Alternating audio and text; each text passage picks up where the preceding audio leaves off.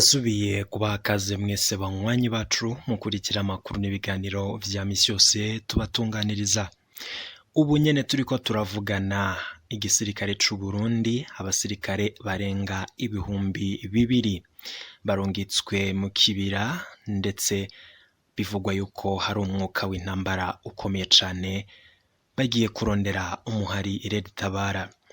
Amakuru turonse nuko hari ingwano, ukurasana ndetse n'ibikoresho bikomeye cane vy'intambara, ibigwanisho vya bindi vyo mu bwoko bwa rutura, ndetse hakaba hari n'inkoho nshasha bivugwa yuko zasohotse nyene zigahabwa abo basirikare 2,000, amabatayo 2 yarungitswe mu kibira.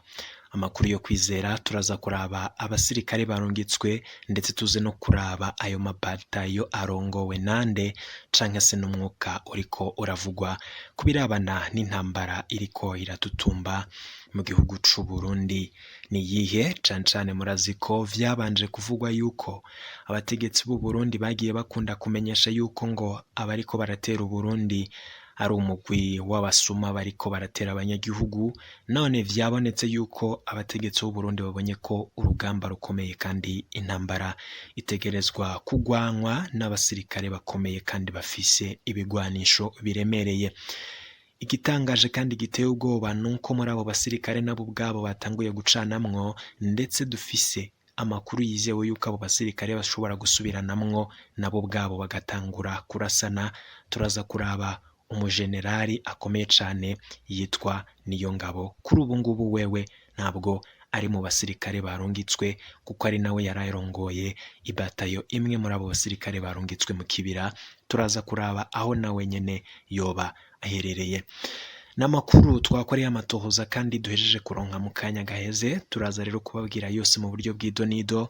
Murazi neza yuko amakuru atohojwe neza, kandi amakuru arimwo ubuhinga bw'abamenyesha amakuru bavyigiye, nibo bayadushikiriza tukayatunganya maze tukayabashitsako.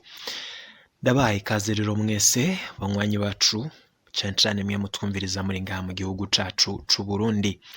Turazi neza ko muri abanywanyi bacu kandi mwafyonze subscribe, na wewe utarayifyonda ngira aka nakaryo keza ko kugira ufyondeko.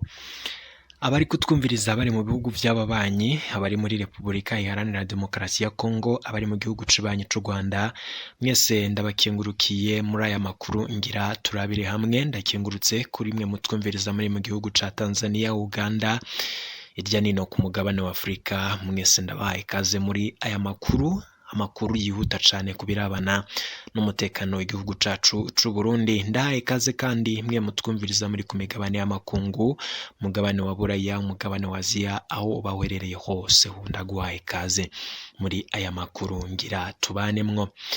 Amakuru arerekana neza ko leta ya Gitega yabonye ko ibintu vyakomeye mu kibira, none irungitse amabatayo 2. Ndakwibutse yuko ibatayo imwe y'abasirikare iba igizwe n'abasirikare 1,000, bisiguye yuko amabatayo 2 n'ibihumbi 2 vy'abasirikare barungitswe mu kibira inyuma y'umwuka w'intambara, ndetse n'abagwanyi ba Red Tabara bivugwa yuko baje guhirika ubutegetsi bw'u Burundi banyegeje muri iryo shamba ry'ikibira. Uku gutembagaza ubutegetsi kandi birava ku kuba ngo abategetsi b'u Burundi baranse ibiganiro n'abatavuga rumwe nabo. Turaza kurabira hamwe abo basirikare bose barungitswe, ndetse tuze no kuraba bivugwa yuko bamwe batanguye kwicwa. Leta ya Gitega rero irungitse nyene abo basoda mu kibira. Amakuru rero akatwereka neza yuko bamwe mu barungitswe bagiye kugwanya umuhari Red Tabara, nubwo leta yari yafashe ingingo canke se yamenyeshaga yuko abariko baragwana canke bariko bavugwa yuko bagira ibitero ari umuhari witwaje ibigwanisho ariko w'abasuma, ngo atari abagwanyi baje gutembagaza ubutegetsi. None vyatanguye kuboneka yuko abategetsi batanguye kubona yuko ibintu biri serieux. Kuri ubu ngubu rero amakuru yihuta cane adushikira nuko aba bagwanyi ba Red Tabara bafise ibirindiro vyabo mu kibira. Kuri ubu ngubu rero biboneka yuko abategetsi b'u Burundi batanguye kubona ko umutekano ata mikino irimwo uzana ivyo gufyenata, Red Tabara ikumena umutwe.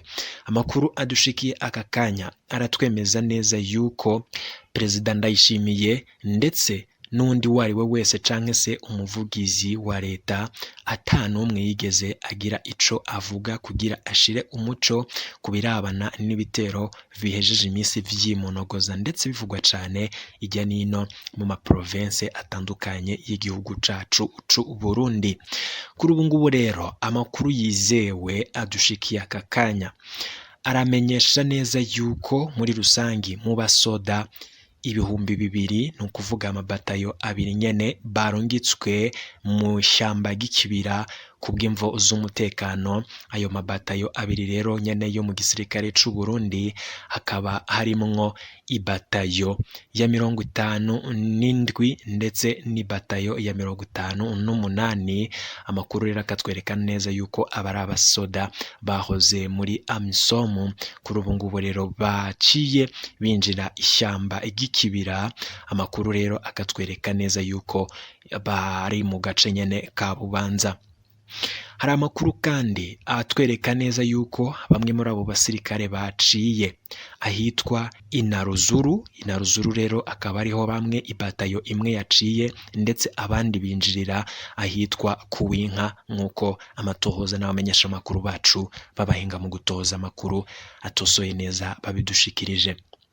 Ico wamenya nuko muri abo basirikare barungitswe, buri musirikare yarungitswe muri ayo mabatayo uko ari 2 afise canke se ategerezwa kumara iminsi 3 ariko arakora ivyo bikorwa.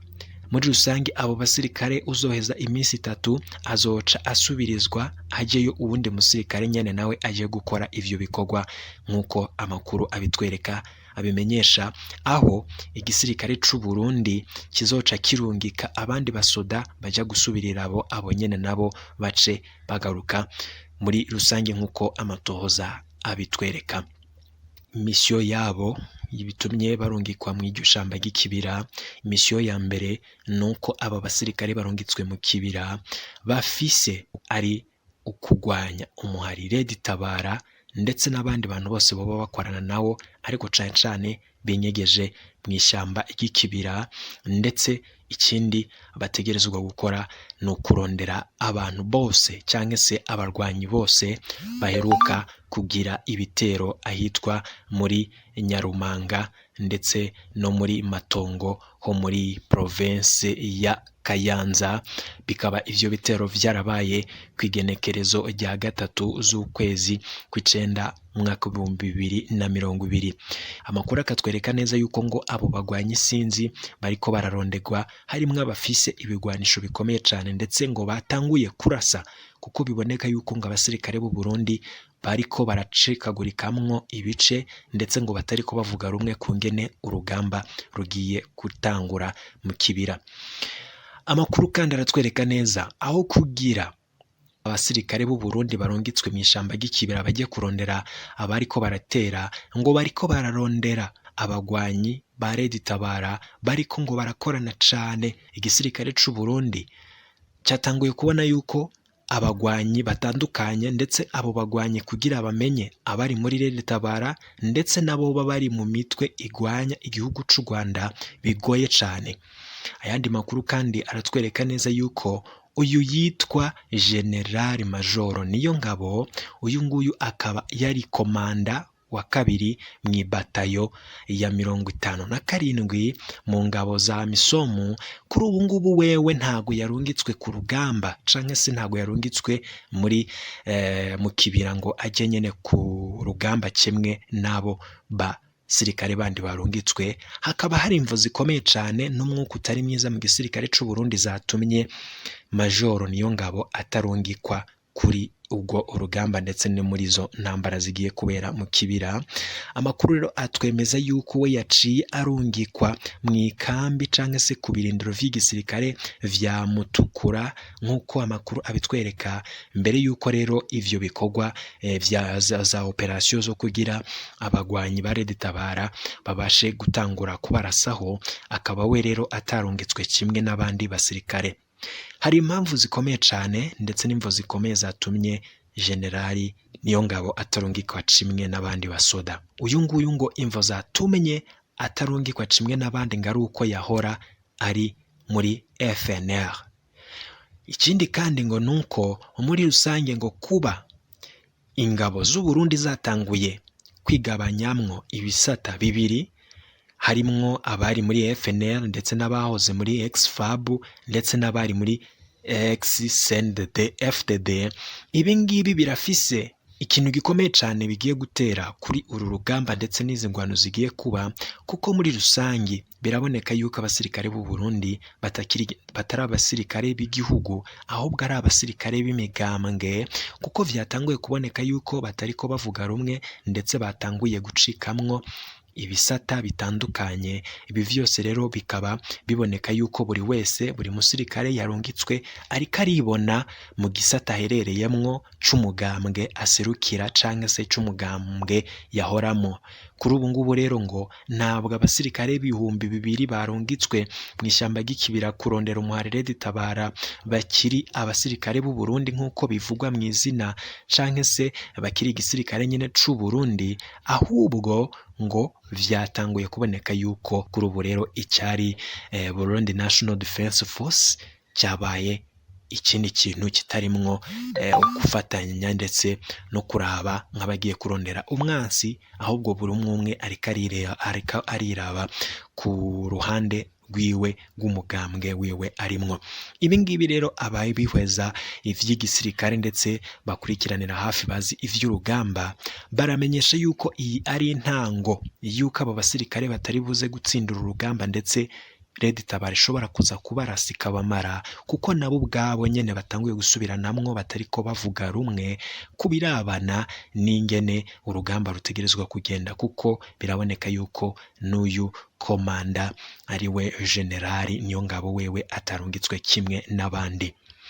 Mu yandi matohoza twatohoje neza arerekana neza yuko kuba igisirikare c'u Burundi catanguye gucikamwo ibice, ibi biraboneka yuko ngo igisirikare kitagifise professionalisme mu birabana n'intambara, kuko muri rusangi abasirikare b'u Burundi aho kugira barondera abagwanyi bo bariko barirabira mu migambwe yabo, ndetse ngo ivyo vyose akaba atari ibintu vyemewe mu gisirikare, ko igisirikare aba ari cy'igihugu kandi abasoda ntabwo bagira imigambwe babarizwamwo. Kuba rero abasirikare b'u Burundi barungitswe 200 bariko baribona mu migambwe babarizwamwo ngo ni ikimenyetso ca mbere kibonesha yuko aba basirikare batari buze kugwana urugamba ngo barutsinde. Kindi kandi nuko ngo kuba bwemeye imisiyo bahawe batari buze kwishobora, ngahubwo biraboneka yuko muri rusange nabo ubwabo bashobora gusubiranamwo, ahubwo nabo ubwabo bagatangura gucanamwo, bagatangura kurasana aho kurasa abo bagiye kurondera aribo umuhari Red Tabara. Amakuru dukura muri iki gisirikare kuba uyu nguyu Niyongabo yavanywe mu bakomanda barungitswe kugira baragwanye umuhari Red Tabara, biraza kuba amahirwe ndetse biraza gutanga akaryo ko kuza gutuma nawe ubwe ashobora kuza kugirirwa nabi ku basirikare b'u Burundi, ndetse bikaboneka yuko ngo ari akaryo keza ku gisirikare c'u Burundi bashobora kuza kugaruka bagaca nyene nawe bamwigizayo muri ivyo bitero canke se muri izo operation zigiye gukorwa mu kibira, nkuko amakuru adushikiye aka kanya abigaragaza. Muri rusange rero ibi ngibi biraza kuboneka yuko iyi ntambara iriko irategurwa, ndetse n'ingene abari abasirikare 200 barungitswe mu kibira barungitsweyo, biravugwa yuko abahoze muri ex-FAB kuri ubu ngubu rero hari amahirwe makeyi yuko bashobora kugaruka mu gihugu c'u Burundi ari bazima, kuko biraboneka yuko bo ubwabo nyene barafitaniye ugwanko, ndetse kuba batariko barahuriza kuri misiyo bahawe yo kurondera abagwanyi ba Red Tabara birafise ingaruka zikomeye cyane, ku buryo bivugwa yuko ngo mu misi iheze hari bamwe mu basirikare batanguye gucanamwo, ndetse hagatangura kuvugwa yuko batanguye kwirabira mu migambwe yabo, bigatuma havuga umwuka utari mwiza mu gisirikare c'u Burundi. Kindi kandi birateye agashavu ingene biboneka yuko muri rusange mu gihugu c'u Burundi abari muri Exfab ndetse n'abanywanyi ba CNL bariko bararondegwa, bamwe bamwe bagafatwa bagafungwa, abandi bagahagarikwa kw'ibw'imvo zo kuvuga yuko ngo bagirizwa kuba bakorana n'umugwi w'abagwanyi bivugwa yuko ari uwa Red Tabara. Ibi vyose rero bikaboneka yuko muri rusangi biboneka yuko kuba ibi bitero biriko biraba abariko bararondera abo bagwanyi batariko bavuga kumwe ku ngingo zitegerezwa gufatwa, naco ari kibazo gikomeye cane nkuko bigenda biboneka. Amakuru rero yose turabandanya kuyabatohoreza, ariko nkaba nakubwira yuko ibitero biheruka kuba muri Rumonge, abategetsi rero bakaba batanguye kubona yuko ibintu bitoroshe cane, ndetse n'abasirikare batanguye nabo ubwabo kwicamwo ibice bitandukanye. Ibi byose bikaboneka yuko ngo ryoba ari iherezo ryo gucanamwo k'igisirikare c'u Burundi. Amakuru kandi turabandanya kubatohoreza yandi yose ariko aravugwa, ngira nkaba nababwira yuko aba basirikare 2,000 barungitswe kuri ubu ngubu bagiye mu ishamba ry'ikibira, ndetse bakaba batanguye operasiyo zo kurondera abari mu mwari Red Tabara bariko baratera ijya nino mu gihugu c'u Burundi. Nkaba nakwibutsa yuko abanyagihugu bijya nino cane muri Rumonge barara ntibuca kubw'imbonera kure ziriko zirakizura ndetse zikanica abantu. Bivugwa yuko rero ngo abanyagihugu batanguye kugira icoba, ndetse n'amashirahamwe yita ko hagati k'akazi na muntu yerekana neza yuko kuva ku ntwaro ya Evaristo Ndayishimiye byabonetse neza ko Ligue Iteka yoyo ivuga yuko abantu 168 bishwe, mu gihe biboneka yuko nyene mu gihe c'ukwezi kumwe ariko aba bantu bishwe. Biboneka yuko rero ngo intwaro ya Evaristo Ndayishimiye ifise ikibazo gikomeye cane, ndetse harimwo ukutumvikana haba mu gisirikare haba mu bategetsi. Byose biboneka yuko vyoba ari ikibazo gikomeye cane ku butegetsi bwa Ndayishimiye. N'amakuru yose tubandanye kubatohoreza twifashishije abanyesha makuru bacu bakorera irya no mu karere k'ibiyaga binini. Ndagushimiye cane, niba utarafyonda subscribe fyonda ko mukanya ndaza ndagushikiriza n'ayandi makuru nagutohoreje yose mu buryo bw'ido n'ido.